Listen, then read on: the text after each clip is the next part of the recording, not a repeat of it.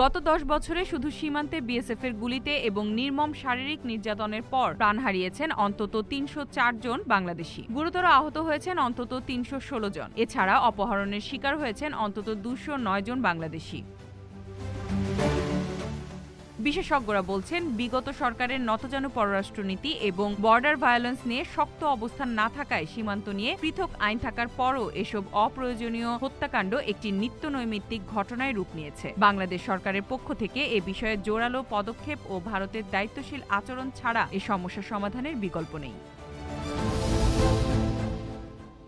আইন ও সালিশ কেন্দ্র আশোকের পরিসংখ্যান বলছে, ২০১৫ সালে বিএসএফের গুলিতে অন্তত ৪৬ জন বাংলাদেশি নিহত হয়, আহত হয় অন্তত ৭৩ জন এবং অপহরণের শিকার হয় ৫৯ জন। ২০১৬ সালে ৩১ জন নিহত, ৩৯ জন আহত এবং অপহরণের শিকার হয় ২৪ জন।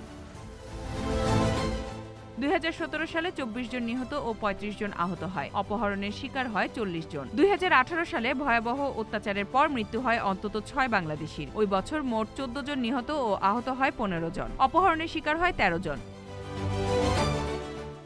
২০১৯ সালে এই হত্যাকাণ্ড প্রায় ৩ গুণ বেড়ে নিহতের সংখ্যা দাঁড়ায় ৪৩ জনে। ওই বছর আহত হয় ৪৮ জন এবং ৩৪ জন অপহরণের শিকার হয়। ২০২০ সালে ৪৮ জন নিহত, ২৬ জন আহত এবং অপহরণের শিকার হয় অন্তত ২২ জন।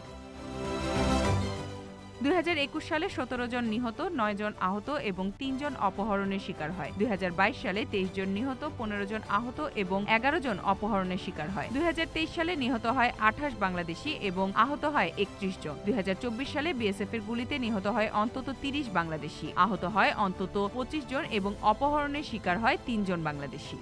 Z news, Dhaka.